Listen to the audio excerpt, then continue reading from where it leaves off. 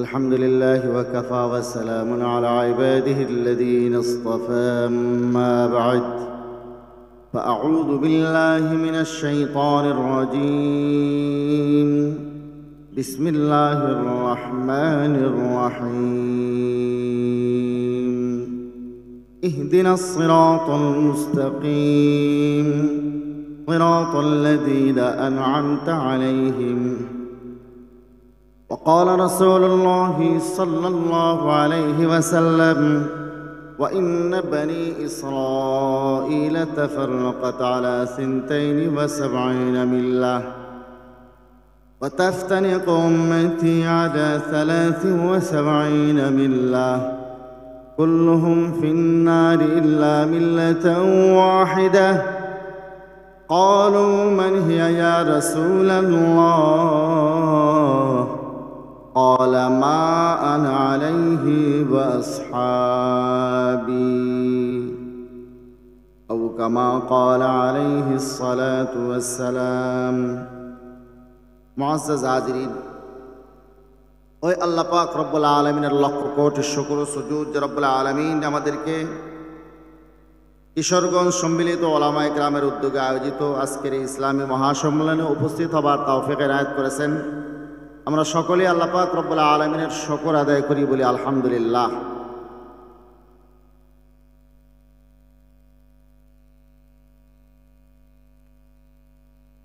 আযান করে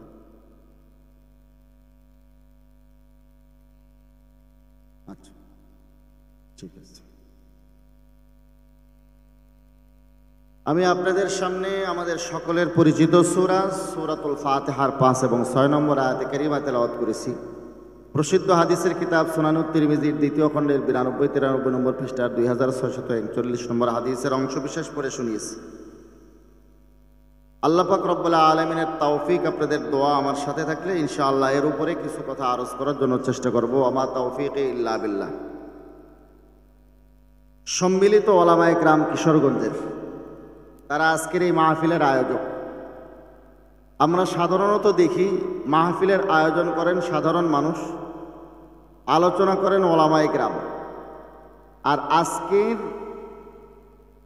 এই ইসলামী মহাসম্মেলনের আয়োজক ওলামায়ে কেরামের সম্মিলিত পরিষদ। তাহলে বোঝা যায় এই সম্মেলনটা অন্যান্য মাহফিলের মতো না, তার চেয়ে ব্যতিক্রম। কি উদ্দেশ্যে ওলামায়ে কেরাম সম্মিলিত এই উদ্যোগ নিয়েছেন, আমি এর উপরে ইনশাআল্লাহ কিছুক্ষণ কথা বলবো। বড় বড় ওলামায়ে কেরাম আছেন, ওনারা ইনশাআল্লাহ তাশরিফ আনবেন, আপনারা বয়ান শুনবেন। আল্লামা জুনায়েদ আল হাবিব সাহেব দামাত বরকাতুহুল আলিয়া, আল্লামা মনজুরুল ইসলাম আফেন্দি সাহেব দামাত বরকাতুহুল আলিয়া, তারুণ্যের আইডল হযরত মাওলানা মুফতি রেজাউল করিম আবরার সাহেব। অতএব আপনারা ধৈর্য সহকারে ইনশাআল্লাহ অপেক্ষা করেন, ওনাদের বয়ান শুনবেন। আমি শুধু ওলামায়ে কেরামের সম্মিলিত এই উদ্যোগের হেতু এবং কারণটা আপনাদের সামনে ব্যাখ্যা করব। সূরাতুল ফাতিহার 5 এবং 6 নম্বর আয়াতে আল্লাহ পাক রব্বুল আলামিন আমাদেরকে সিরাতুল মুস্তাকিম প্রার্থনার জন্য বলেছেন। কি প্রার্থনার জন্য বলেছেন? সিরাতুল মুস্তাকিম। 5 ওয়াক্ত ফরজ নামাজের প্রত্যেক রাকাত, এবং আমরা নিজেরা যত নামাজ পড়ি প্রত্যেক নামাজের প্রত্যেক রাকাতে আল্লাহ পাক রব্বুল আলামিনের কাছে প্রার্থনা করি, ইহদিনাস সিরাতাল মুস্তাকিম। ইহদি, আল্লাহ আপনি আমাদেরকে হেদায়েত করেন। কিসের হেদায়েত? আস-সিরাতাল মুস্তাকিম, সিরাতুল মুস্তাকিমের হেদায়েত। সিরাত যে কোনো পথকে বলে না। আল্লামা ইবনুল কাইয়িম রাহমাতুল্লাহি আলাইহি উল্লেখ করেছেন,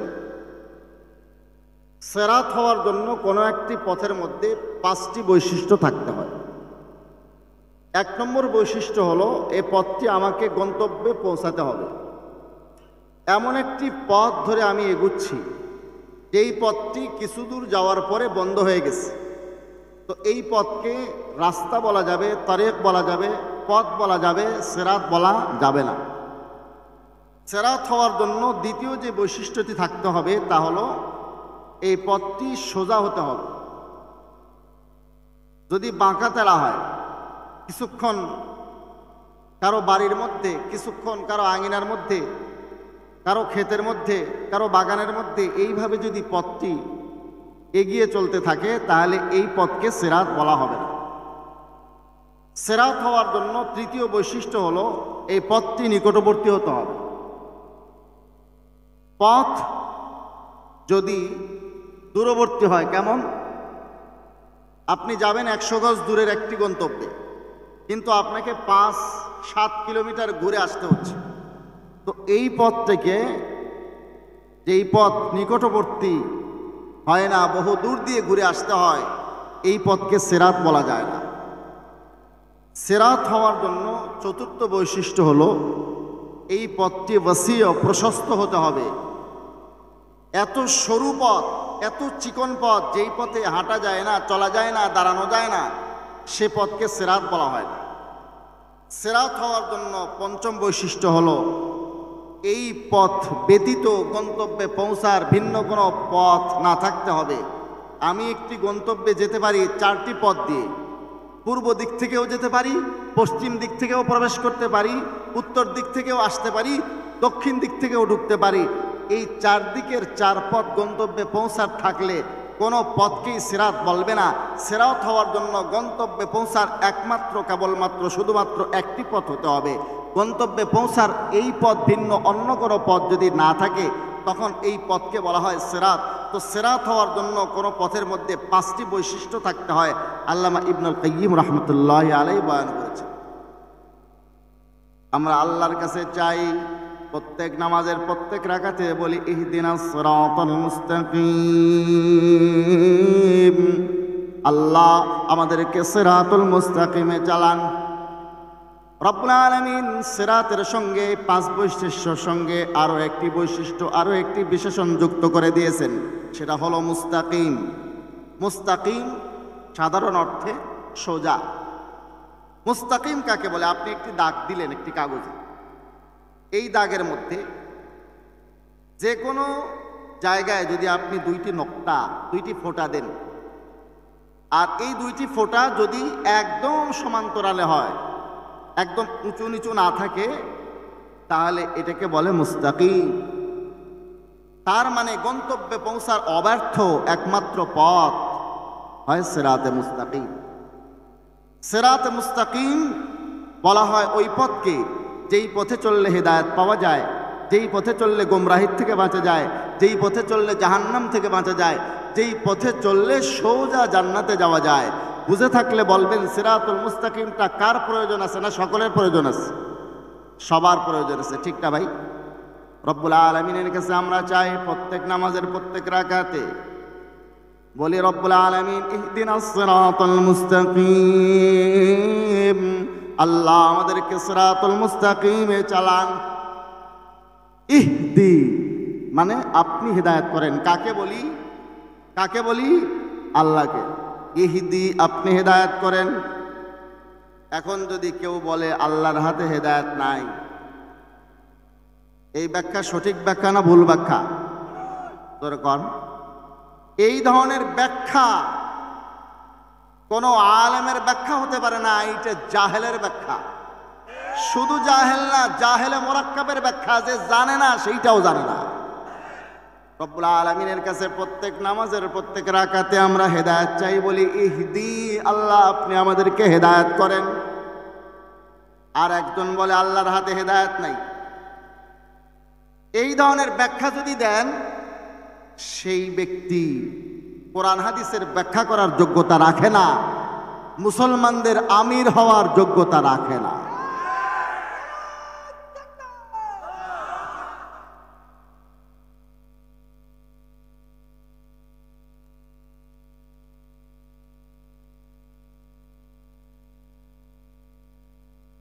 মুসলমান ভাইরা আমার, এই বিষয়ে আসলে মুফতি রেজাউল করিম আবরার সাহেব নাকি আলোচনা করবেন, আমি শুনেছি।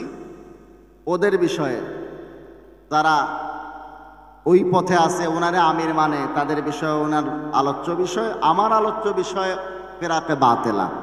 তো এটা কি আবার সঠিক দল না ভ্রান্ত দল?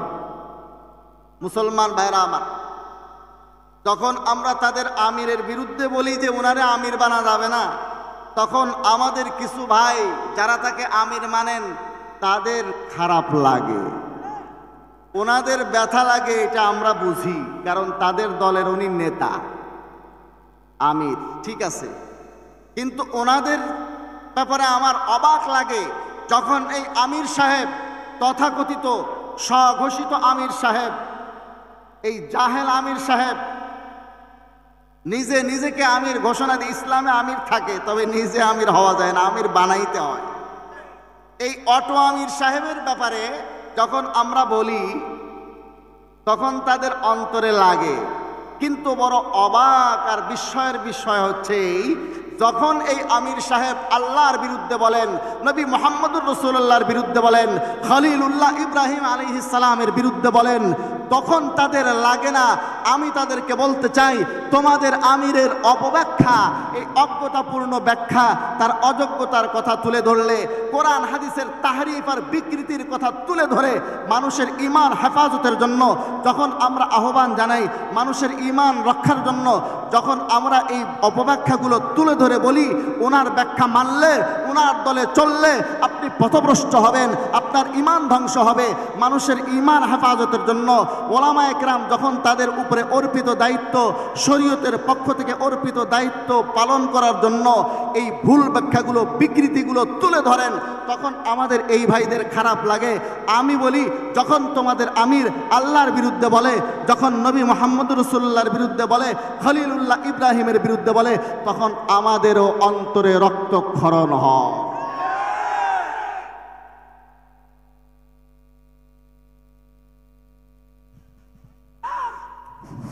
লিল্লাহি তাকবীর, আল্লাহু আকবার। কোরআন সুন্নাহর আলো, কোরআন সুন্নাহর আলো। উলামায়ে কেরাম সামনে চলেন, আমরা আছি আপনার সাথে। উলামায়ে কেরাম জিন্দাবাদ।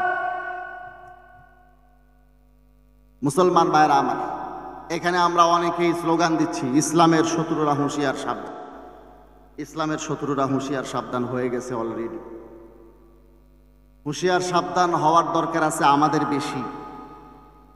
আমার শেখ ও মুর্শিদ হজরত মাওলানা মুফতি মাহমুদ হাসান গাঙ্গুহি রহমতুল্লাহ আলাইহি হজরত বলতেন, কেউ যদি কাউকে সতর্ক করার জন্য একবার আঙ্গুল উঠায় এরকম বলে তুমি সতর্ক হও, 3টা আঙ্গুল নিজের দিকে আসে, তার মানে কাউকে সতর্ক করার আগে নিজে 3বার সতর্ক হতে হবে। ওদেরকে আমরা সতর্ক হতে বলতেছি। ইহুদি খ্রিস্টানরা, ইসলামের শত্রুরা খুব সচেতন আছে। ইসলামের শত্রুরা এতটাই সচেতন, তারা এখন সরাসরি স্টেজে এসে আপনাকে বলবে না আপনি ইসলাম থেকে বের হয়ে যান, বরং আমাদের এই ধরনের কিছু অটো আমিরদের বক্তব্য দিয়ে এমন কিছু অপব্যাখ্যা শেখাবে, আপনি উপরে উপরে মুসলমান থাকবেন, ভেতর থেকে ফিকরি ইরতেদাদের শিকার হয়ে যাবেন। মুসলমান ভাইরা আমার, ইসলামের শত্রুরা কতটা হুঁশিয়ার সাবধান আছে আমি 1-2টি উদাহরণ আপনাদের সামনে তুলে ধরি। সেদিন আমাদের একজন তালেবে ইলম মাওলানা মতিউর রহমান দাঈ, সে আব্দুল মালিক শাহ হুজুর দামাত বরকাতুহুল আলিয়ার ওখানে দাওয়াতের কাজ শিখেছে। আমাকে একটা বই দিল, বইয়ের উপরে নাম লেখা জান্নাতে যাওয়ার সরল পথ। বইটা আমি পড়ে দেখলাম, ভেতরে কোরআন হাদিস দিয়ে ভর্তি, উপরে লেখা জান্নাতে যাওয়ার সরল পথ। নামটাও মুসলমান টাইপের। সাদ্দামের প্রধানমন্ত্রী ছিল তারেক আজিজ, ছিল খ্রিস্টান, জানেন আপনারা তো। উপরে মুসলমানের মতন নাম, ভেতরে কোরআন হাদিস। আমি পড়ে দেখলাম লেখা একটা খ্রিস্টানের, সে ভেতর থেকে যা কিছু আলোচনা করছে কোরআন হাদিস দিয়া নতিজা বের করেছে ঈসাই মুসলিমের মানুষকে মুসলমান নামে জান্নাতে যাওয়ার, জান্নাতে প্রবেশ করার আহ্বান জানিয়ে সে খ্রিস্টান বানাইতেছে। বইটা পড়ার আগে কেউ যদি জান্নাতিও থাকে, বই পড়ার পরে চট করে জাহান্নামে ঢুকবে, সে টেরও পাবে না যে জান্নাতির থেকে বই পড়ার পরে সে কিভাবে চট করে জাহান্নামে ঢুকলো। ওই যে একজন নেত্রী বলেছিল আমি আশপাশেই আসি, চট করে ঢুকে পড়ব। ঠিক এই বইটা পড়ার পরে জান্নাতে যাওয়ার সরল পথ, লেখক একজন খ্রিস্টান। এই বইটা পড়ার পরে একজন মুসলমান যদি জান্নাতিও থাকে, বই পড়ার আগে জান্নাতি থাকলে বই পড়ার পরে চট করে সে জাহান্নামে ঢুকে যাবে। এজন্য বলি মুসলমান, ইউটিউব চ্যানেল দেখে, ফেসবুক দেখে, অ্যাপস দেখে, ইউটিউবের বয়ান শুনে, যার তার লেকচার শুনে যে কোনো বই পড়ে গোমরা হবেন না। এগুলো থেকে যে কোনো এলেম হাসিল করার জন্য ওই কথাটা শোনার পরে কোনো একজন গ্রহণযোগ্য আলেমকে জিজ্ঞাসা করে তারপরে আমল করবে। আর না হলে এই বইপত্র আপনি বলবেন কোরআন হাদিস পড়ব, আবার আলেম থেকে অনুমোদন নিতে হবে নাকি? আরে ভাই, আপনি ঔষধ কতগুলো দোকানে আছে, আপনি যে কোনো ঔষধ খাবেন না, ডাক্তারের পরামর্শে খাবেন। রাস্তাঘাটে ঔষধ পরে ফেলে যেরকম আমরা খাই না, ডাক্তারকে জিজ্ঞাসা করে খাই। যে কোনো বয়ান ইউটিউবে শুনবো, ফেসবুকে দেখবো, বিভিন্ন চ্যানেলে দেখবো, যে কোনো বইপত্র দেখবো, আগে আলেম ওলামাকে জিজ্ঞাসা করব ওনার বক্তব্য শোনা যাবে কিনা, ওনার বই পড়া যাবে কিনা, এই হাদিসের উপর আমল করা যাবে কিনা। মুসলমান ভাইরা আমার, আর না হলে জান্নাতে যাওয়ার সরল পথের মতো বই পড়ে আপনি উপরে লেখা দেখবেন জান্নাতে যাওয়ার সরল পথ, পড়তে শুরু করবেন। প্রথমে তো জান্নাতি থাকবেন, বই পড়ার পরে যদি ওই রকম ইলমি দক্ষতা না থাকে, চট করে জাহান্নামে ঢুকে যাবেন, টেরও পাবেন না। এজন্য আমরা সবসময় ওলামায়ে কেরামের সাথে থাকবো তো ইনশাআল্লাহ। চলুন সামনে আমি আর একটা উদাহরণ দিই। ইসলামের শত্রুরা কতটা হুঁশিয়ার, সাবধান। খ্রিস্টানরা এখন আর খ্রিস্টান মিশনারির নামে তৎপরতা চালায় না, এখন তাদের তৎপরতা চলে ঈসাই মুসলিম নামে। কিসের নামে? ঈসাই মুসলিম। মানুষ মনে করে হ্যাঁ লামাজহাবিরা নিজেদেরকে মোহাম্মদী মুসলিম বলে, হ্যাঁ লামাজহাবিরা মোহাম্মদী মুসলিম, এরা ঈসাই মুসলিম মনে করে। মুসলমানদের মধ্যে এটা বিভিন্ন গ্রুপ। পীর পাওয়া গেছে একজন, কি পাওয়া গেছে? সেই পীর 5 তরিকায় বায়াত দেয়। 4 তরিকায় বায়াতের কথা শুনছেন, 5 তরিকার বায়াতের কথা শুনছেন? 5 তরিকায় বায়াত দিচ্ছে, বলে না পঞ্চম তরিকা কি। অনেক জিজ্ঞাসার পরে এই পীর সাহেব বলছে পঞ্চম তরিকা হলো ঈসাই তরিকা। কিভাবে চালাক চতুর হয়ে গেছে ইসলামের শত্রুরা! কিছু পীর দাঁড় করে দিয়েছে, যেহেতু আমাদের দেশের লোক পীর ভক্ত, পীরকে সম্মান করে, এই জন্য তারা কিছু পীর দাঁড় করে দিয়েছে। যেরকম নবী ভক্ত মুসলমানকে গোমরা করার জন্য কাদিয়ানীকে নবী দাঁড় করে দিয়েছিল ইংরেজরা, ঠিক এরকম পীর ভক্ত জাতিকে গোমরা করার জন্য পঞ্চম তরিকা ঈসাই তরিকা, ঈসাই তরিকার একটা পীর নামায় দিছে, 5 তরিকায় বায়াত দেয়। তার মানে মুসলমানকে বায়াতের নামে খ্রিস্টান বানায়। তারপরেও বলবেন ইসলামের শত্রুরা হুঁশিয়ার সাবধান, তারা কি হুঁশিয়ার সাবধান হয় নাই? উদাহরণ নেন, কাদিয়ানীরা পঞ্চগড়ে 2000 টাকার বিনিময়ে, 2000 টাকার কম্বলের বিনিময়ে মানুষকে তারা কাদিয়ানী বানিয়েছে, ঠিক না? আপনাদের এই অঞ্চলের ঘটনা আপনারা জানেন। এই কাদিয়ানীরা এত চালাক চতুর হয়েছে, নিজেদের নাম তারা কাদিয়ানী এখন আর বলে না, তারা বলে আমরা আহমদিয়া মুসলিম জামাত। এত চালাক চতুর। তাদের চ্যানেলগুলোতে দেখবেন, তাদের ওয়েবসাইটগুলোতে দেখবেন, বইপত্রে দেখবেন, স্পষ্ট করে বলে আমরা কালিমা লা ইলাহা ইল্লাল্লাহ মুহাম্মাদুর রাসূলুল্লাহ পড়ি। স্পষ্ট করে বলে আমরা নবী মুহাম্মদুর রাসূলুল্লাহকে খাতামুন নবীন মানি, শেষ নবী মানি। যে অর্থে কোরআন তাকে খাতামুন নবীন বলেছে, যে অর্থে তিনি নিজে হাদিসে খাতামুন নবীন দাবি করেছেন। মুসলমান ভাইরা আমার, আমরা রাষ্ট্রীয়ভাবে কাদিয়ানীদেরকে অমুসলিম ঘোষণার দাবি করি, ঠিক না? কারণ তাদেরকে অমুসলিম রাষ্ট্রীয়ভাবে ঘোষণা না করলে অনেক মানুষ তাদের মুসলমান মনে করে তাদের সাথে আত্মীয়তা বন্ধনে আবদ্ধ হয়, বিবাহ বন্ধনে আবদ্ধ হয়, ঈমান হারা হয়। প্রেমের বন্ধনে অনেক ছেলে মেয়ে ঈমান হারা হচ্ছে। তাদের ওয়েবসাইটগুলো, চ্যানেলগুলো, বইপত্র পড়ে অনেক মানুষ ঈমান হারা হচ্ছে। মুসলমান ভাইরা আমার, রাষ্ট্রীয়ভাবে তাদেরকে চিহ্নিত করে দেওয়ার দরকার আছে। আমরা একথা বলি না কাদিয়ানীরা আমাদের দেশে থাকবে না, কাদিয়ানীরা আমাদের দেশের নাগরিক হলে আমাদের দেশেই থাকবে। যেমন নাকি ইহুদিরা, খ্রিস্টানরা, হিন্দুরা, বৌদ্ধরা আমাদের দেশের বৈধ নাগরিক হলে আমাদের দেশেই থাকবে, মুসলিম পরিচয়ে না নিজস্ব ধর্ম পরিচয়ে। ঠিক কাদিয়ানীরা যদি আমাদের দেশের বৈধ নাগরিক হয় আমাদের দেশেই থাকবে, তবে নিজস্ব ধর্ম পরিচয়ে থাকতে হবে। মুসলিম পরিচয়ে এদেশে থাকার তাদের কোনো অধিকার নাই। মুসলমান ভাইরা আমার, এই কাদিয়ানীদেরকে রাষ্ট্রীয়ভাবে অমুসলিম ঘোষণার দাবি করার পরে প্রশাসনের লোক তাদেরকে ডাকে, ডেকে বলে, এই কাদিয়ানীরা তোমরা তো অমুসলিম, এই ওলামা একরাম বলতেছে তোমরা মুসলমান দাবি করো কেন? অমুসলিম লেখো, তোমাদের কাদিয়ানী ধর্মের কথা প্রচার করো, তোমাদের ধর্মের নামে প্রচার করো, মুসলিম নামে প্রচার করতে পারবে না।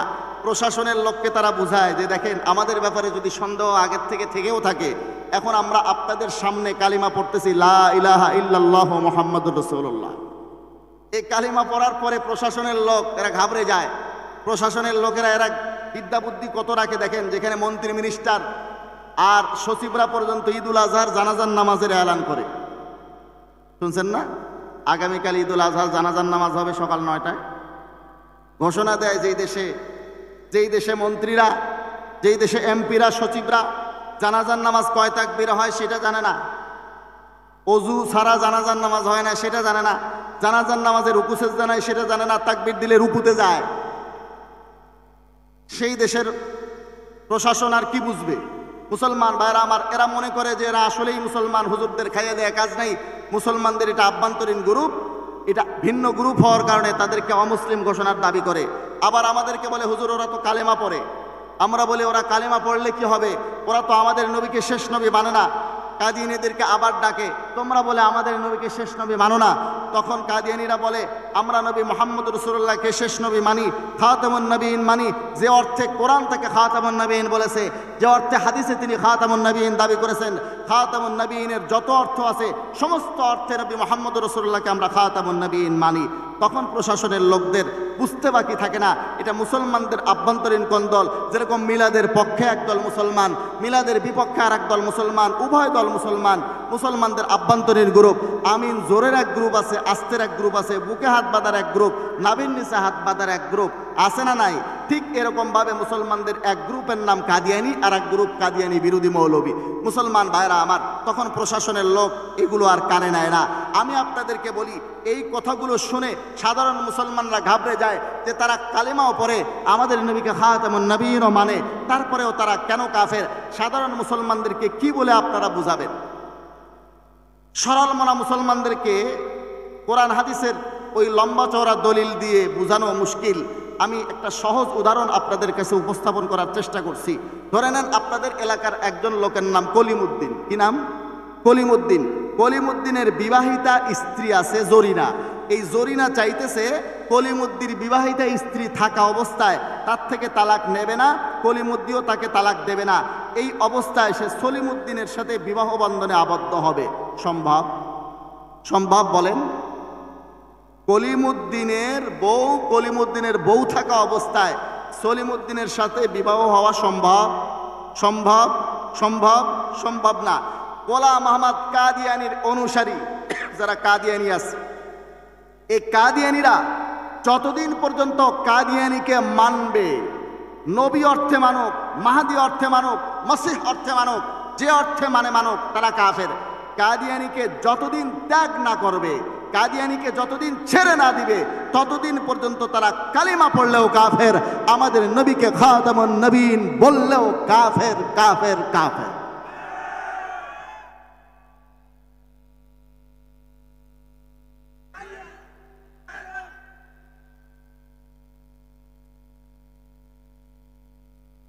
কাদিয়ানীদের কালিমা সঠিক হওয়ার জন্য, কালিমা গ্রহণযোগ্য হওয়ার জন্য 1 নম্বর কাজ যেটা করতে হবে সেটা হলো কাদিয়ানীকে 3 তালাক দিতে হবে। গোলাম আহমদ কাদিয়ানীকে যতদিন তারা মানতে থাকবে, নবী মানব, মাহদি মানব, মসিহ মানব, কাদিয়ানীরা কাফের থাকবে। কালিমা পড়লেও কাফের, আমাদের নবীকে শেষ নবী বললেও কাফের। এখন আমি আপনাদের হাতে এমন 3টি দলিল তুলে দেব, একদম সাধারণ সাদামাটা দলিল, যেই দলিলগুলো দিয়ে আপনি বুঝবেন কাদিয়ানীরা ভণ্ড, কাদিয়ানীরা কাফের, কাদিয়ানীরা অমুসলিম, তারা প্রতারক, মিথ্যাবাদী। এই কথা বোঝার জন্য আপনার ডক্টরেট করতে হবে না, পিএইচডি করতে হবে না, মুফতি হইতে হবে না, মুহাদ্দিস হইতে হবে না, হাফেজ হইতে হবে না, কারি হইতে হবে না, ইমাম হইতে হবে না, মুয়াজ্জিন হইতে হবে না। যে কোনো সাধারণ মানুষ বুঝবে এরকম কিছু দলিল আপনাদের আমি হাতে তুলে দিই। আমার হাতে কিতাব দেখতেছেন, রুহানি খাজায়েন। কাদিয়ানীর নিজের লেখাগুলো একত্রিত করে তারা ছাপছে। কাদিয়ানিরা কাদিয়ানি হয় টাকার জন্য, বই ছাপে টাকার জন্য, বিক্রি করে টাকার জন্য, টাকা দিয়েই আমরা তাদের থেকে এটা খরিদ করেছি। জানা হচ্ছে না?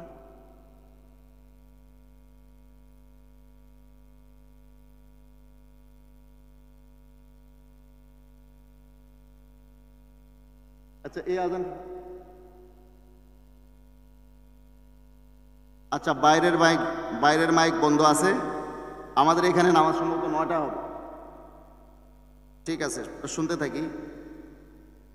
আবার হাতে যে কিতাব দেখতেছেন কাদিয়ানির নিজের লেখা কিতাব, তার নিজের লেখাগুলো একত্রিত করে রুহানি খাজাইন নামে তারা ছাপছে। উপরে লিখছে হজরত মির্জা গোলাম আহমদ কাদিয়ানি মসিহা মওউদ ও মাহদি মওউদ আলাইহিস সালাম। মাহদি, মাসিহ এবং আলাইহিস সালাম বলে নবী, তিনটা কথা তারা একসাথে গোলাম আহমদ কাদিয়ানির ক্ষেত্রে লিখছে। এই রুহানি খাজাইনের 23 নম্বর খণ্ডের 299 নম্বর পৃষ্ঠা, এটা অরিজিনাল কিতাব, কোনো ফটোকপি না। এখানে দেখেন কাদিয়ানি নিজে লিখতেছে, তারিখ দা লোক জানতে হ্যাঁ, ইতিহাস যারা জানে তারা এই কথা জানে। আমাদের এখানে 9টায় নামাজ হবে ইনশাআল্লাহ, আমরা উঠাউঠি না করি, এখানে জামাত হবে এবং 9টায় নামাজ হবে। कि आपके घर में 11 लड़के पैदा हुए थे। कादियानी की लिखे देखें, तारीख दा लोग जानते हैं, যারা ইতিহাস জানে তারা এই কথা ভালো করেই জানে कि आपके घर में 11 लड़के पैदा हुए थे, যে রাসূলুল্লাহ সাল্লাল্লাহু আলাইহি ওয়াসাল্লামের 11 জন ছেলে ছিল, और सबके सब फौत हो गए थे, এবং সকলেই রাসূলুল্লাহ সাল্লাল্লাহু আলাইহি ওয়াসাল্লামের জীবদ্দশায় ইন্তেকাল করেন। রাসূলুল্লাহ সাল্লাল্লাহু আলাইহি ওয়াসাল্লামের কি 11 জন ছেলে ছিল? এটা ইতিহাসবিদরা দূরে থাক, সাধারণ মানুষও জানে রাসূলুল্লাহ সাল্লাল্লাহু আলাইহি ওয়াসাল্লামের 11 জন ছেলে ছিল না। এই কথাটা লিখছে কে? গোলাম আহমদ কাদিয়ানি। এই কথাটা সত্য না মিথ্যা? তাহলে গোলাম আহমদ কাদিয়ানি এই ধরনের মিথ্যা কথা বলার দ্বারা প্রমাণ হয় সে ভণ্ড না নবী? সে নবী না ভণ্ড? সত্যবাদী না মিথ্যাবাদী? হক না বাতিল? তাহলে কাদিয়ানি বাতিল, মিথ্যাবাদী, ভণ্ড, সে কোনো নবী না। এ কথা প্রমাণ করার জন্য বাইরের কিছু লাগবে নাকি তার কিতাবই যথেষ্ট? বাইরের কোনো দলিলের দরকার নাই, তার নিজের কিতাবই যথেষ্ট। চলুন রুহানি খাজাইন খণ্ড নম্বর 23 পৃষ্ঠা নম্বর, এখানে আর একটা পৃষ্ঠার থেকে দেখে 465। এখানে দেখেন কি লিখতেছে গোলাম আহমদ কাদিয়ানি। तारीख को देखो, बोले इतिहास देखो कि हज़रत सल्लल्लाहु अलैहि वसल्लम वही एक यतीम लड़का था। रसूलुल्लाह सल्लल्लाहु अलैहि वसल्लम वही एक जन यतीम ছেলে ছিলেন, जिसका बाप पैदाइश से चंद दिन बाद ही फौत हो गया, যার পিতা তার জন্মের কিছুদিন পরে ইন্তেকাল করেন।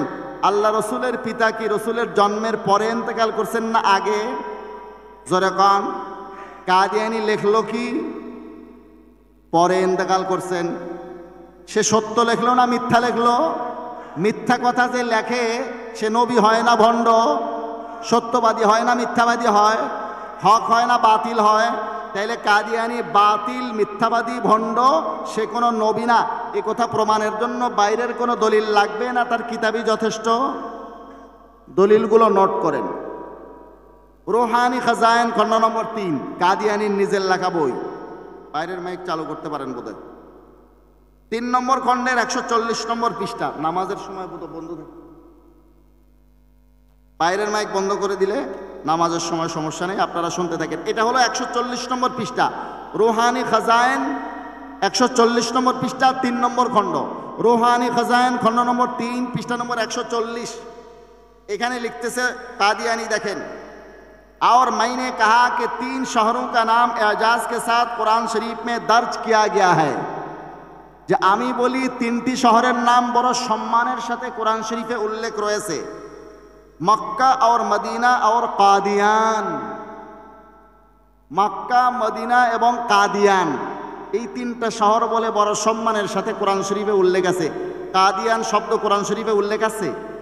আপনারা সাধারণ মানুষ, ছোট বাচ্চারা, তারাও কোরআন পড়ে। কাদিয়ান শব্দ কোরআনের কোথাও আছে? এই কাদিয়ান শব্দ কোরআনে আছে বলে উল্লেখ করছে গোলাম আহমদ কাদিয়ানি। সে সত্যবাদী না মিথ্যাবাদী? হক না বাতিল? নবী না ভণ্ড? তাহলে কাদিয়ানি ভণ্ড, সে কোনো নবী না, মিথ্যাবাদী এবং বাতিল। এ কথা প্রমাণ করার জন্য আর কোনো দলিল লাগবে না, তার নিজের কিতাবই যথেষ্ট। যার জুতা ওর মাথায় মারবেন, মেরে আপনি জিতে আসতে পারবেন। কাদিয়ানীদেরকে রাস্তাঘাটে কান ধরিয়া তওবা পড়াইতে পারবেন, এরকম কিছু দলিল আমি আপনাদের হাতে তুলে দিলাম। একদম সাদামাটা দলিল, যার মধ্যে কোনো অ্যাসপেস নাই, যেগুলো বুঝতে ডক্টরেট করতে হয় না, পিএইচডি করতে হয় না, মাওলানা মুফতি মুহাদ্দিস হইতে হয় না, কোনো রকম কোনো বেশি জ্ঞান অর্জন করার দরকার হয় না। যে কোনো সাধারণ মানুষ, সাধারণ ছাত্র তাদেরকে কান ধরিয়া তওবা পড়াইতে পারবেন ইনশাআল্লাহ। আমি বলছিলাম ইসলামের শত্রুরা হুঁশিয়ার সাবধান, যে স্লোগান আমরা দিচ্ছি তারা ঠিকই হুঁশিয়ার সাবধান হয়ে গেছে। হুঁশিয়ার সাবধান আমরাই নাই। আল্লাহ তাআলা আমাদেরকে হুঁশিয়ার সাবধান হওয়ার তৌফিক দেন। তো আমি সিরাতুল মুস্তাকিমের কথা বলছিলাম। আল্লাহর কাছে আমরা প্রত্যেক নামাজের প্রত্যেক রাকাতে বলি ইহদিনাস সিরাতাল মুস্তাকিম, আল্লাহ আমাদেরকে সিরাতুল মুস্তাকিমের পথে চালান। সিরাতুল মুস্তাকিম কোনটি? সিরাতাল্লাযীনা আনআমতা আলাইহিম বলে আল্লাহ পাক রব্বুল আলামিন পরের আয়াতে সিরাতুল মুস্তাকিমের সন্ধান দিয়েছেন। আমি এর সম্পর্কে একটা হাদিস শরীফ পড়েছি সিরাতুল মুস্তাকিমের ব্যাখ্যায়, তিরমিজি শরীফ খণ্ড নম্বর 2 পৃষ্ঠা নম্বর 92-93। এখানে 2641 নম্বর হাদিস হিসেবে এখানে উল্লেখ আছে সুনানুত তিরমিজিতে। তার আগে একটা ভাইরাস সম্পর্কে বলেনি। এখন বর্তমানে একটা ভাইরাস আসছে। এক সময় করোনা ভাইরাস আসছিল না? এই করোনা ভাইরাসের সময় আমরা করোনা ভাইরাস থেকে বাঁচার জন্য কত কিছু করছি। হাত ধুয়েছি, সারাদিন হাত দাও হাত দাও হাত দাও, হাত ধুয়েছি আমরা। বিজ্ঞানীরা বলছেন, ডাক্তাররা বলছেন হাত ধুইতে। আচ্ছা, মুখের মধ্যে মাস্ক পরছি, সবসময় মাস্ক পরে থাকছি। কেউ হাসি দিলে লাফাইয়া 6 হাত দূরে সরছি, করছি না এগুলো ভাই? এক চাচা একদিন মজাক করে বলতেছে, হুজুর এই মাস্ক করিয়া গরুর সামনে গেলে গরুও হাসে, বলে আগে আমাদের মুখে পড়িয়েছেন, এখন তো নিজেরা পড়ছেন। কত চেষ্টা করছি, কষ্ট করছি আমরা করোনা ভাইরাস থেকে বাঁচার জন্য। করোনা ভাইরাসে মানুষের ঈমান যায়নি। করোনা ভাইরাসে কি হয়েছে? কেউ অসুস্থ হয়েছে, কেউ হয়তো মারা গেছে। বগুড়ার এক গ্রামের সাংবাদিকরা গিয়ে জিজ্ঞাসা করেছে, আপনাদের কার কার করোনা হয়েছে? সাংবাদিককে সাফ উত্তর দিয়েছে গ্রামের লোকজন, এগুলো গ্রামে চলে না, এগুলো গ্রামে। করোনাতে অত বেশি মানুষ মারা যায়নি, কেউ অসুস্থ হয়েছে, কেউ হয়তো মারা গেছে, কিন্তু কেউ ঈমান হারা হয়নি। এখন যে ভাইরাসটার কথা আমি বলবো, এই ভাইরাসে এখন মানুষ ঈমান হারা হচ্ছে। ভাইরাস এটা এসে গেছে। বড় ক্ষতির বিষয় হলো, মারাত্মক বিষয় হলো, স্টেজে বসে বয়ান করেন এরকম কিছু আলোচক মুফাসসির এই ভাইরাসে আক্রান্ত হয়ে গেছে। ভাইরাসটা কি? ভাইরাসটা হলো হাদিস অস্বীকার করার ভাইরাস। কি অস্বীকার করার ভাইরাস? হাদিস অস্বীকারের ভাইরাস। এই ভাইরাস সম্পর্কে আল্লাহ রসুল এখন থেকে 1450 বছর আগে সতর্ক করে গেছেন। তিরমিজি শরীফ খণ্ড নম্বর 2 পৃষ্ঠা নম্বর 95, হাদিস নম্বর 2664। হযরত মিকদাম বিন মাদি কারিব রাদিয়াল্লাহু তাআলা আনহু থেকে বর্ণিত এই হাদিস শরীফটি আমি সরাসরি কিতাব থেকে আপনাদেরকে পড়ে শোনাই। আনিল মিকদাম ইবনে মাদি কারিব রাদিয়াল্লাহু আনহু قال قال رسول الله صلى الله عليه وسلم আলা হাল আসা রাজুলুন ইয়াবলুগুল হাদিস আন্নী। ও আমার উম্মতিরা, সতর্ক থাকো, ভবিষ্যতে এমন কিছু লোক আসবে যার কাছে আমি নবী মুহাম্মদুর রাসূলুল্লাহর হাদিস পৌঁছবে। ও মুত্তাকিউন আলা আরিকাতিহি, যে সময় সে তার সুসজ্জিত আসনে টেক লাগিয়ে হেলান দিয়ে বসে থাকবে। ফায়াকুল, তার বক্তব্য হবে এরকম, বাইনানা ওয়া বাইনাকুম কিতাবুল্লাহ, বলে আপনাদের মাঝে আর আমাদের মাঝে রয়েছে আল্লাহর কিতাব কোরআন। ফামা ওয়াজাদনা ফিহি হালালান ইস্তাহালালনাহু, কোরআনের মধ্যে যে বস্তুগুলোকে হালাল পাই সেগুলোকে হালাল মনে করব।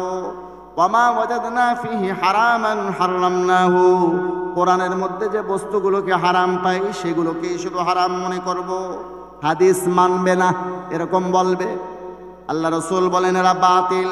ওয়া ইন্নামা হাররামা রাসূলুল্লাহি কামা হাররামাল্লাহ, আল্লাহ রাসূল যেগুলোকে হারাম করেন সেগুলোকেও মানতে হয়, যেমন আল্লাহর হারামকৃত বস্তু মানতে হয়, আল্লাহ রসুলের হালালকৃত বস্তু মানতে হয়, যেরকম আল্লাহর হালাল করা বস্তু মানতে হয়।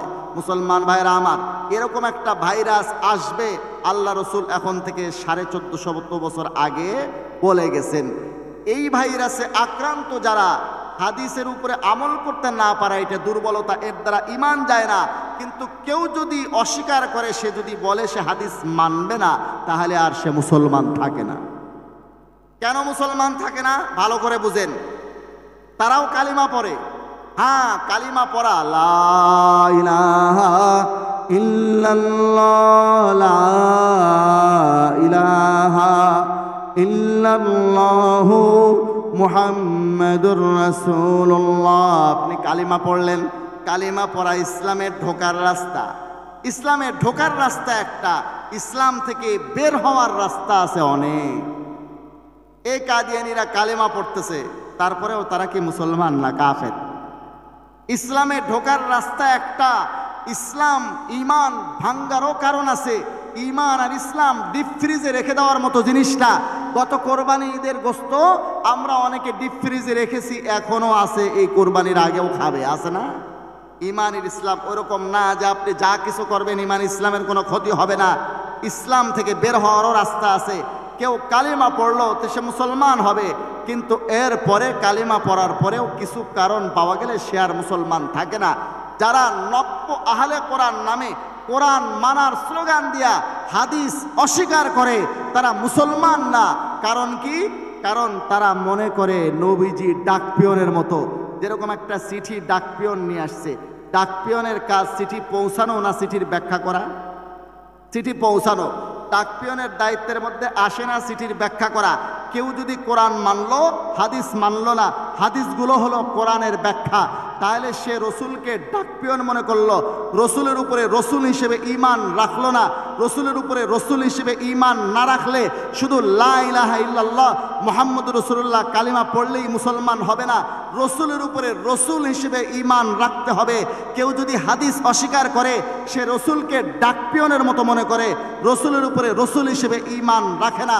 তাওহীনের রিসালাতের কারণে যারা হাদিস অস্বীকার করে, এই মুনকিরে হাদিস নব্য আহলে কোরআনরা কাফের হয়ে যায়, মুসলমান থাকে না। আমি আপনাদের সামনে দেখাই, দেখেন কোরআন শরীফ একটা দেখবেন আমার হাতে। এই কোরআন শরীফটা দেখেন, আল কোরআন। এটা কোনো ইহুদি খ্রিস্টানরা বের করে নাই। শুরুতেই যদি দেখেন, দেখবেন ফেরাউনের ছবি। কার ছবি? ফেরাউনের। ফেরাউনের ছবি দিয়ে কোরআন বের করেছে নব্য আহলে কোরআনেরা। তারা কোরআন মানার স্লোগান দেয়, হাদিস অস্বীকার করে। কোরআন মানার স্লোগান দেয়। ফাউন্ডেশন হলো বড় সুন্দর নাম, কোরআন রিসার্চ ফাউন্ডেশন। কোরআন রিসার্চ ফাউন্ডেশনের নাম দিয়ে হাদিস অস্বীকার করছে। মানুষকে কোরআন রিসার্চ করার, কোরআন মানার নাম দিয়া, কোরআন মানার স্লোগান দিয়া কাফের বানাইতেছে, অমুসলিম বানাইতেছে। মুসলমান ভাইরা আমার, এরা মুসলমান থাকবে না এই কারণে যে তারা রসুলের উপরে রসুল হিসেবে ঈমান রাখে না, রসুলকে ডাকপিয়নের মতো মনে করে। শুধু কালেমা পড়লে মুসলমান হবে না, সে যতক্ষণ পর্যন্ত রসুলের উপরে রসুল হিসেবে ঈমান না রাখবে, সে মুসলিম হতে পারবে না। আমি কি কথা বুঝাতে পারতেছি আপনাদের? আমাদের এই বাংলাদেশে নব্য আহলে কোরআন নামের এই ফেরকাটা, এই বাতিল ফেরকাটা মাথাচাড়া দেওয়ার পেছনে, আবার নতুন করে জাগ্রত হওয়ার পিছনে, মানুষকে অমুসলিম বানানোর এই ষড়যন্ত্র করার পেছনে তাই হলো তথাকথিত লামাযহাবী শায়েখরা। কথায় কথায় জাল জয়ীব, জাল জয়ীব, জাল জয়ীব এমনভাবে রাস্তাঘাটে, ফেসবুকে, তারপরে মাহফিলে, ইউটিউবে এমনভাবে জাল জয়ীব, জাল জয়ীফের স্লোগান দেয়, সাধারণ মানুষ মনে করে হাদিসের মধ্যে যখন এত ভেজাল, যা হাদিসই মানব না, আমরা শুধু মানব কোরআন। এরকম এক দল তৈরি হয়েছে যে হাদিসের মধ্যে ভেজাল থাকার কারণে তারা হাদিস মানবে না। ওই যে এক বাপ বেটার কাহিনী ছিল, বাপ বেটা গাধা বিক্রি করার জন্য যাচ্ছে। তো গাধা তো আগের যুগে বাহন ছিল, যেরকম এখন আমাদের গাড়ি বাহন, তো আগে ছিল গাধা ঘোড়া, এগুলো বাহন। যাচ্ছে বাপ বেটা হেঁটে, গাধা সাথে। এখন মানুষের কিছু দূর যাওয়ার পরে এক গ্রাম পেয়েছে, তারা আপত্তি শুরু করছে যে দেখো এই বাপ বেটা কত গাধা, গাধা একটা সুন্দর বাহন থাকতে তারা হেঁটে যাচ্ছে কেন? তো বাপ সোয়ার হয়েছে। যাইতে যাইতে পরের গ্রামের সামনে যখন গেছে, গ্রামের লোকজন এরাও এশকাল আর আপত্তি শুরু করছে, বলে দেখো কত বড় নির্দয় বাপ, দয়া মায়া বলতে তার অন্তরে কিছুই নাই। ছোট্ট বাচ্চা শিশুটাকে, তার ছেলেকে হাঁটিয়ে নিয়ে যাচ্ছে আর নিজে গাধার উপরে বসে রয়েছে। গ্রামটা পার হওয়ার পরে বাপ বলল, বেটা তুমি সওয়ার হও, আমার তো মান ইজ্জত যায়। এবারে বেটারে সওয়ার করে দিছে। যাইতে যাইতে পরের গ্রামের সামনে যাইয়া তখন উপস্থিত হয়েছে এই গ্রামের লোকজন, বলে কত বড় বেয়াদব বেটা, নিজের মুরব্বী বাপটাকে হাঁটিয়ে নিচ্ছে, নিজে চড়ছে গাধার উপর। এবারে বাপ বেটা চিন্তা করছে দুই স্রোতেই যখন আপত্তি, তাহলে তৃতীয় আর এক স্রোত এখন বাকি আছে, বাপ বেটা দুজন সওয়ার হই। এবারে দুজন গাধার উপরে সওয়ার হয়েছে। পরের গ্রাম যখন আসছে, মানুষে বলা শুরু করছে, দেখছো হাজ্জাজ বিন ইউসুফ এত বড় জালেম ছিল না, ছোট্ট একটা গাধার উপরে দুইজন সওয়ার হয়। এবারে বাপ বেটা চিন্তা করলো, দেখো না সওয়ার হলেও দোষ, বাপ সওয়ার হলেও দোষ, বেটা সওয়ার হইলেও দোষ, দুইজন সওয়ার হইলেও দোষ। এখন একটা স্রোত বাকি আছে, এইটা হলো গাধাকে কাঁধের উপরে নেওয়া। এবারে দুইজন নিচে গাধাকে কাঁধের উপর। পরবর্তী গ্রাম পাওয়ার পরে আপত্তির বাহ্যিক কারণে ছিল, স্পষ্ট বোঝা যাচ্ছে এখন ইশকাল হবেই। এই গ্রামের ছেলে পেলে বলা শুরু করছে, দেখো হেমারুন ফাওকা হেমারাইনি, আরবি একটা গল্পের বই থেকে আমি এটা দেখেছি। বলে হেমারুন ফাওকা হেমারাইনি, উপরেরটা গাধা এতটা ঠিক আছে, কিন্তু যেই দুইজনের কাঁধে গাধা সওয়ার হয়েছে এরাও দুইজন গাধা। এতদিন শুনছি গাধার উপরে মানুষ সওয়ার হয়, এখন দেখি গাধা সওয়ার হয়েছে মানুষের উপরে। এরা বাপ বেটা চিন্তা করলো, হায় রে কপাল, এক গাধা নিয়ে তো আসতো জ্বালায় পড়া গেল। সওয়ার না হলেও বিপদ, দুইজন সওয়ার হলেও বিপদ, একজন সওয়ার হলেও বিপদ, বাপ সওয়ার হলেও বিপদ, বেটা সওয়ার হলেও আপত্তি, দোষ। আবার যদি গাধারে কাঁধে নিছি সেটাও দোষ। এই গাধাই ছেড়ে দিয়েছে, ছেড়ে দিয়ে খালি হাতে বাড়িতে চলে আসছে। না গাধার উপরে সওয়ার হওয়া গেল, না গাধা বিক্রি করা গেল। বন্ধুরা আমার, তথাকথিত লামাজহাবি শায়েখদের এই স্লোগান জাল জয়ীফ, জাল জয়ীফ, জাল জয়ীফের স্লোগানের কারণে, এই সমস্ত কথাবার্তা, আবল তাবল কথাবার্তার কারণে আমাদের দেশের অনেক মুসলমানের আস্থা হাদিসের উপর থেকে উঠে গেছে। তারা এখন বলে হাদিসের মধ্যে যখন এত ভেজাল, আমরা হাদিস মানব না, আমরা মানব কোরআন। এই মানুষগুলো ঈমান হারা হওয়ার পিছনে লামাজহাবি শায়েখরা দায়ী। এই দল জাগ্রত হওয়ার পিছনে, নব্বা আহলে কোরআনরা মাথাচাড়া দেওয়ার পিছনে তথাকথিত লামাজহাবি শায়েখরা দায়ী। এরা এই দায়িত্ব এড়াতে পারবে না। আর এদের জাল জয়ীফ কেমন জানেন? শেখ সাদি রহমতুল্লাহ আলাইহি একবার শিক্ষা সফরে যায়, দেখেন ওনার এক দোস্ত ছাগলের চোখে সবুজ রঙের চশমা পরিয়ে দিয়েছে। বলে, দোস্ত ছাগলের চোখে কি কেউ চশমা পরায়? তুমি তো আজব এক কারবার করছো। বলে, দোস্ত অনাবৃষ্টির কারণে ঘাস সব শুকিয়ে গেছে, ছাগলে আর খায় না, এর হাড্ডির মগজ শুদ্ধ শুকিয়ে যাচ্ছে। এজন্য আমি অভিনব পন্থা আবিষ্কার করেছি, ছাগলের চোখে সবুজ রঙের চশমা পরিয়ে দিয়েছি। এখন তারা এই ছাগলগুলো সব শুকনা ঘাসগুলো তাজা ঘাস মনে করে খাচ্ছে, রীতিমতো মোটা তাজা হচ্ছে, হৃষ্টপুষ্ট হচ্ছে, ফায়দা তো হচ্ছে। লামাজহাবি শায়েখদের অবস্থা এরকম হয়েছে। নিজেদের আমলের হাদিসগুলো যখন দেখেন, সহি বুখারীর চশমা পরে নেন, সব সহি বুখারী দেখা যায়। আর যখন হানাফিদের আমলের হাদিসগুলো দেখেন, তখন জাল জয়ীফের চশমা পরে নেন, তো সহি হাদিসও জাল হয়ে যায়। বন্ধুরা আমার, আমাদের সাথে বসলে তখন না বোঝা যাবে ওনাদের অবস্থাটা কোথায়। আমরা যে আমলটা করি নামাজের শুরু থেকে শেষ পর্যন্ত, এবং আমাদের যে আকীদাগুলো আমরা লালন করি আল্লাহর ক্ষেত্রে, আল্লাহ তাআলার সিফাতের ক্ষেত্রে, রসুলের ক্ষেত্রে, সাহাবায়ে কেরামের ক্ষেত্রে, কিতাবুল্লাহর ক্ষেত্রে, আখিরাতের ক্ষেত্রে, সব বিষয়ে হানাফিদের আকীদা সুদৃঢ় মজবুত দালাল দ্বারা প্রমাণিত। তাদের চেয়ে বিশুদ্ধ আকীদা আমরা লালন করি, তাদের চেয়ে মজবুত দলিলে আমরা নামাজ আদায় করি।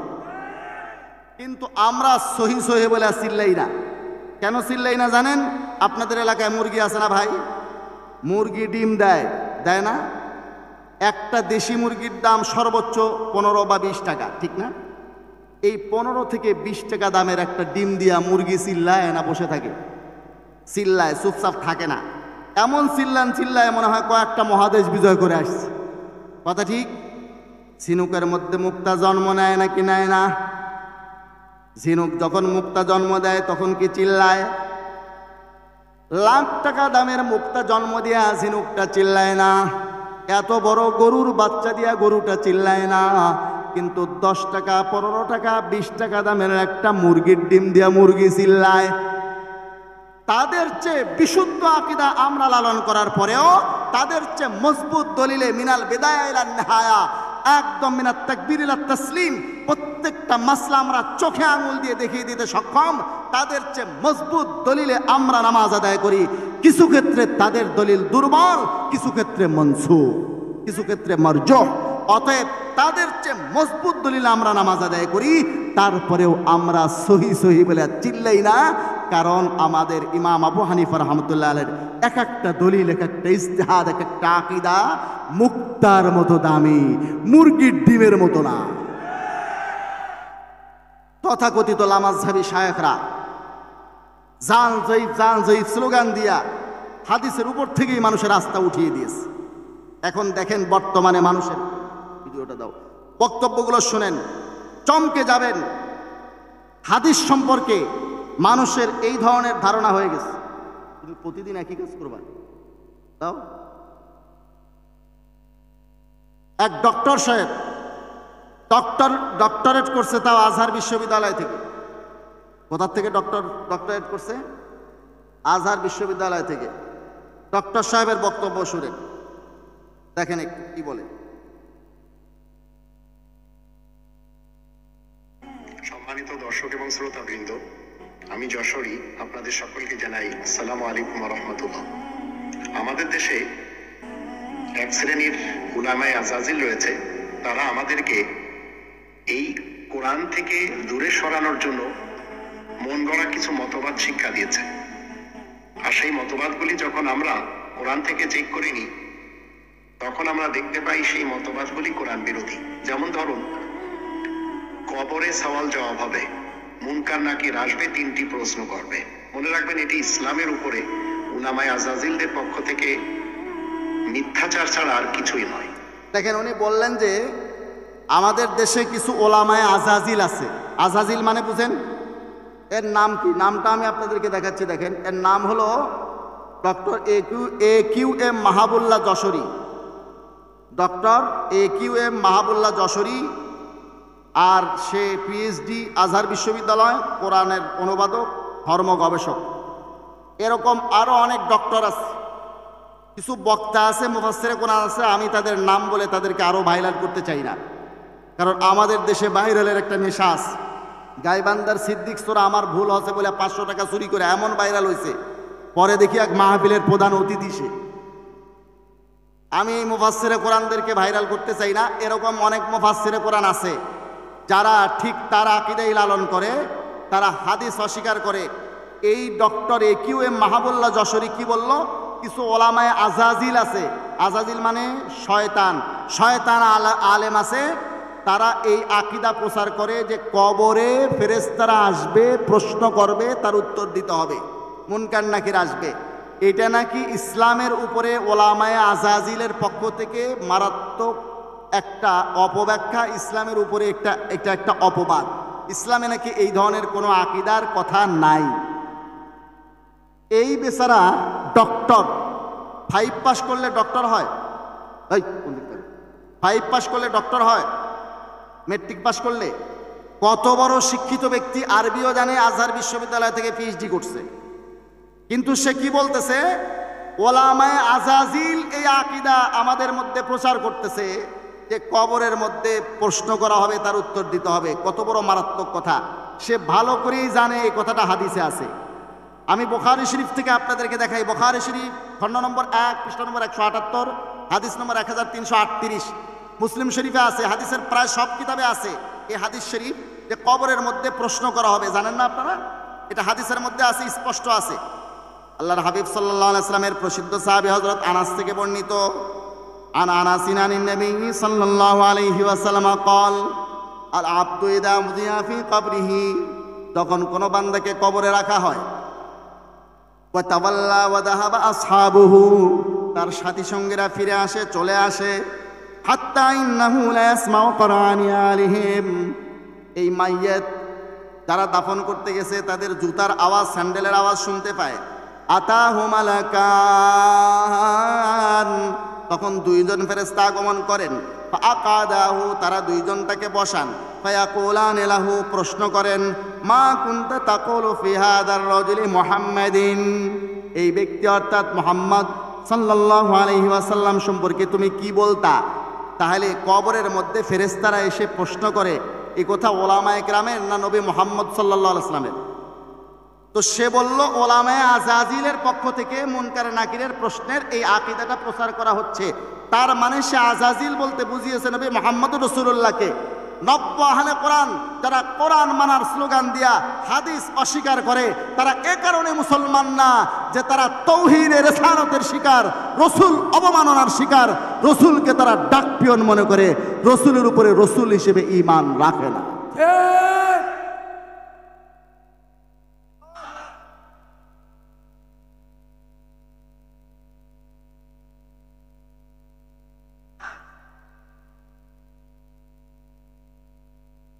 মুসলমান ভাইরা আমার, যারা কোরআন মানার স্লোগান দিয়ে হাদিস অস্বীকার করে, মূলত এরা কোরআনও মানে না।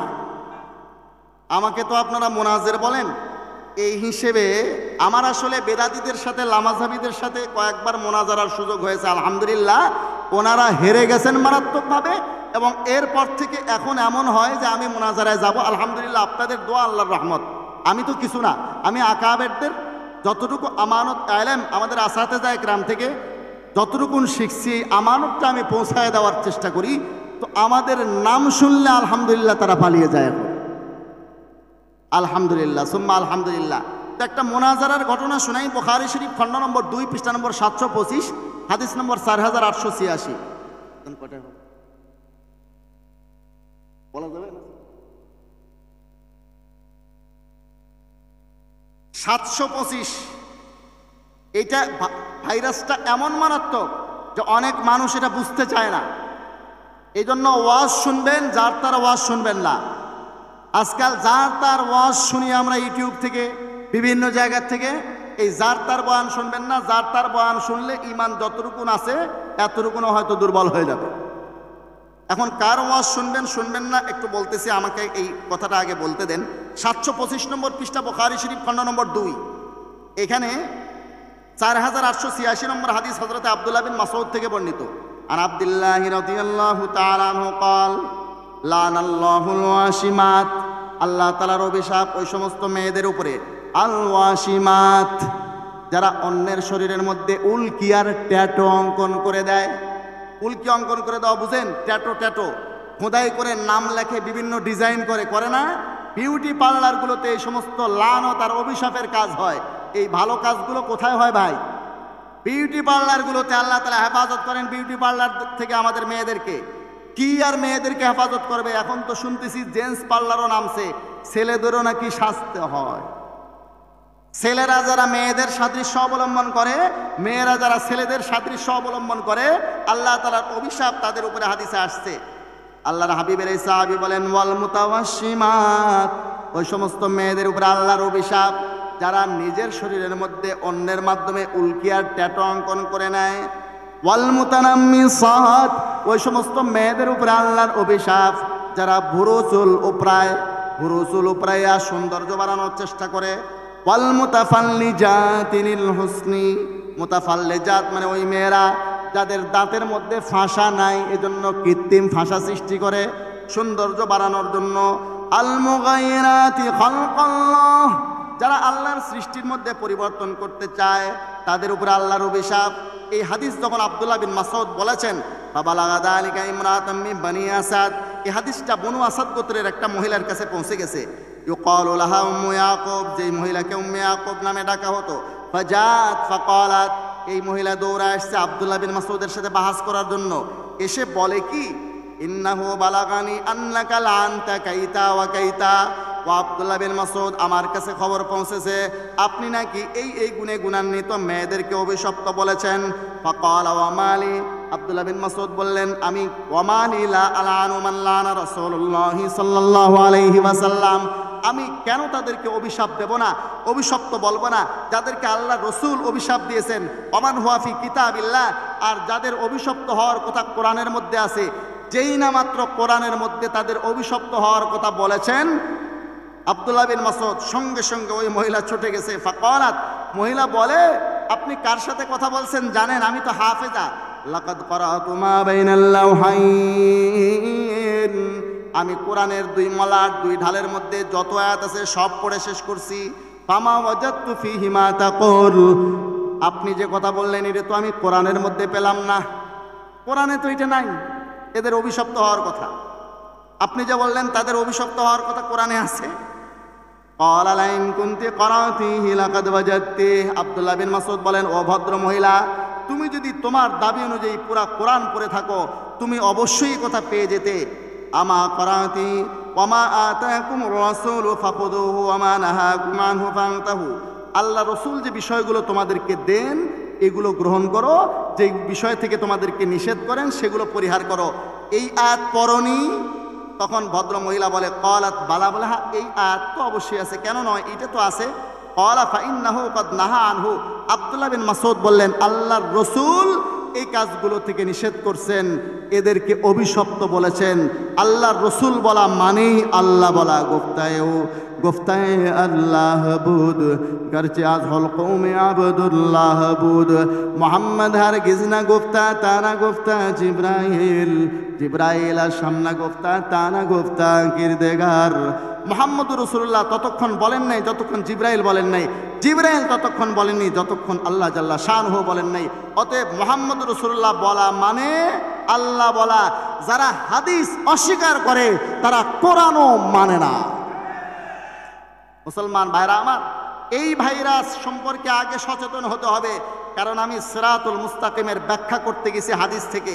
সিরাতুল মুস্তাকিমের ব্যাখ্যায় হাদিসটা আমি পড়েছিলাম তিরমিজি শরীফের 2য় খণ্ডের 92-93 নম্বর পৃষ্ঠা থেকে। এইখানে আল্লাহর হাবিব সাল্লাল্লাহু আলাইহি ওয়াসাল্লামের প্রসিদ্ধ সাহাবী হযরত আব্দুল্লাহ বিন আমর রাদিয়াল্লাহু তাআলা আনহু থেকে এই হাদিস বর্ণিত আছে। আল্লাহর হাবিব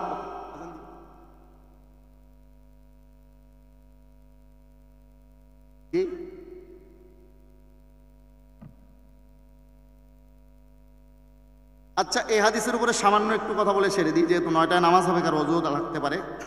হযরত আব্দুল্লাহ বিন আমর বলেন আল্লাহর রাসূল বলেন, ওয়া ইন্না বনি ইসরাঈলা তাফাররাকাত আলা 72 মিল্লাহ, বনি ইসরাঈলরা বিভক্ত হয়ে পড়েছিল 72 দলে। ওয়া তাফতানিকু উম্মতি আলা 73 মিল্লাহ, আমার এই উম্মত বিভক্ত হবে 73 দলে। কুল্লুহুম ফিন্নার ইল্লা মিল্লাতান ওয়াহিদা, 73 দলের মধ্যে এক দল ছাড়া সবাই যাবে জাহান্নামে। ক্বালাম, আল্লাহর হাবিবকে সাহাবায়ে কেরাম প্রশ্ন করলেন, ক্বালু মান হিয়া ইয়া রাসূলুল্লাহ, একটি মাত্র জান্নাতি দল কারা? আল্লাহর হাবিব বললেন, মা আনা আলাইহি ওয়া আসহাবি। এই মা আনা আলাইহি ওয়া আসহাবি মানে মা আনা আলাইহি থেকে আহলুস সুন্নাহ, ওয়া আসহাবির থেকে ওয়াল জামাআহ, আহলুস সুন্নাহ ওয়াল জামাআহ। এই নামটা আপনি পরিষ্কার পাবেন তাফসীরে দুররে মনসুর, যেটা তাফসীর বির রিওয়ায়ার অন্যতম কিতাব, এর 2য় খণ্ডের 291 নম্বর পৃষ্ঠা, সূরা আলে ইমরানের 106 নম্বর আয়াতের মাথাহাতে, ইয়াউমা তাবিয়াদ্দু বুজুহুম ওয়া তাসওয়াদ্দু বুজুহ, কিয়ামতের দিন কিছু চেহারা হবে সাদা সুশ্রী সুন্দর, এরা হবে জান্নাতি। কিছু চেহারা কালো কুচ্ছিত কুশ্রী হবে, তারা হবে জাহান্নামী। কাদের চেহারা সাদা সুশ্রী হবে? এখানে হাদিসে রাইসুল মুফাসসিরিন, এই উম্মতের সবচেয়ে বড় মুফাসসির হিবরুল উম্মাহ আব্দুল্লাহ বিন আব্বাস রাদিয়াল্লাহু তাআলা আনহু থেকে riwayat আসছে, ফি হাযিহিল আয়াতি ক্বালা তাবিয়াদ্দু বুজুহু আহলিস সুন্নাতি ওয়াল জামাআহ, আহলুস সুন্নাত ওয়াল জামাত যারা, তাদের চেহারা হবে সুশ্রী সুন্দর, তারা হবে জান্নাতি। আহলে সুন্নাত ওয়াল জামাত কারা? সিরাতুল মুস্তাকিম এবং আহলে সুন্নাত ওয়াল জামাতের ব্যাখ্যা ইনশাআল্লাহ পুরাপুরি ব্যাখ্যা অন্য কোনো মজলিসে আপনাদের সাথে আলোচনা করা যাবে। আমার মেইন মৌজু ছিল এই হক বাতিল এবং আহলে সুন্নাত ওয়াল জামার পরিচয় আর সিরাতুল মুস্তাকিমের পরিচয়, এটা ইনশাআল্লাহ অন্য বৈঠকে বিস্তারিত বলবো। এতটুকু বুঝেন, বর্তমানে আহলে সুন্নাত ওয়াল জামার বাস্তব নমুনা যদি চান সেটা হলো ওলামায়ে দেওবন্দ। ঠিক। ওলামায়ে দেওবন্দ কেন? আপনারা বলবেন ইসলামই তো যথেষ্ট, আবার দেওবন্দীয়তের চেতনার কথা আপনারা কেন বলেন? আমি বলি হ্যাঁ, ইসলামই যথেষ্ট। ইসলাম মদিনা থেকে আমাদের এই নীলফামারীর কিশোরগঞ্জ পর্যন্ত যখন পৌঁছেছে, আমাদের কিছু ভাইয়েরা ইসলামের মধ্যে কিছু সংযোজন করেছেন, কিছু ভাইয়েরা কিছু বিয়োজন করেছেন। বেদাতিরা করেছে সংযোজন, লামাযহাবীদের মতো যারা আছে ছাড়াছাড়ি করে এরা করেছে বিয়োজন, ইসলামের কালিমাটা পর্যন্ত অর্ধেক করে দিয়েছে। এই সংযোজন বিয়োজন মুক্ত মধ্যম পন্থা এবং সঠিক ইসলাম, সঠিক সিরাতে মুস্তাকিম, আহলুস সুন্নাহ ওয়াল জামার সঠিক আকীদা আমল বর্তমান বিশ্বে মানুষের সামনে তুলে ধরেন। এর ধারক বাহক জামাত ওলামায়ে দেওবন্দ আর এই চিন্তাধারার নাম দেওবন্দিয়ত। আছেন তো ওলামায়ে কেরামের সাথে? সকলেই আছেন তো? কারা আছেন হাত তোলেন। নারায়ে তাকবীর, নারায়ে তাকবীর, আল্লাহু আকবার। হাত নামান। আল্লাহ তাআলা আমাদেরকে কবুল করেন। এই আহলুস সুন্নাহ ওয়াল জামার ওলামায়ে দেওবন্দের সূর্য সন্তান হলো কিশোরগঞ্জ সম্মিলিত ওলামায়ে কেরাম। ওনাদের সাথে আমরা থাকবো তো ইনশাআল্লাহ। ইনশাআল্লাহ। আল্লাহ পাক রব্বুল আলামিন আমাদেরকে হকের সাথে, সিরাতুল মুস্তাকিমের সাথে, আহলুস সুন্নাহ ওয়াল জামার সহিহ আকীদা আমলের সাথে থাকার তৌফিক দেন। সকল বাতিল থেকে আমাদেরকে হেফাজত করেন। আসসালামু আলাইকুম। জাযাকুমুল্লাহু খায়রাল জাযা। আলহামদুলিল্লাহ, হযরত অতি অল্প সময়ে আমাদের সামনে জ্ঞানগর্ভ আলোচনা করেছেন। কিশোরগঞ্জ সম্মিলিত ওলামায়ে কেরামের পক্ষ থেকে হযরতকে জানাই আন্তরিক মোবারকবাদ।